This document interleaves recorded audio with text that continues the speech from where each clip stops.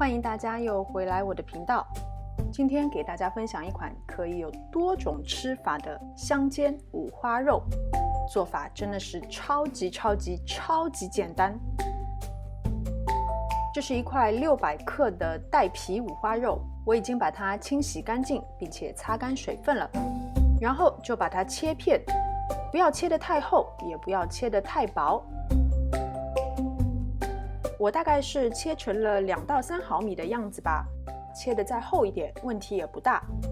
接着呢，就加入屏幕上方所打出的所有的调味料，混合抓匀以后，腌制至少1个小时。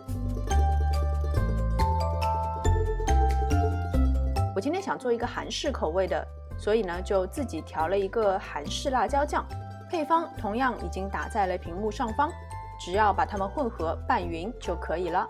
你也可以直接买现成的韩式烤肉蘸酱。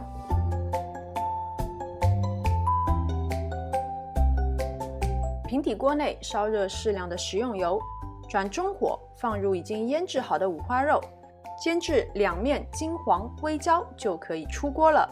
过程很快，我大概每一面也就煎了1分钟左右的样子吧。因为这个花肉是带肥肉的，所以在煎的过程中呢，还会有很多的猪油被逼出。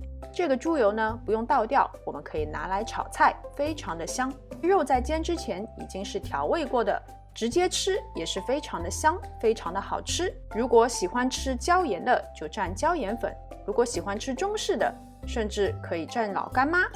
我今天当然是蘸刚刚我调配好的韩式辣椒酱啦，包上可以生吃的色拉生菜，不仅增加脆脆的口感，而且还能起到解腻的作用，真的是非常好吃。好啦，今天的视频就到这边，非常感谢大家的观看。喜欢我的视频，请记得点赞、分享和关注我的频道。我们下次再见。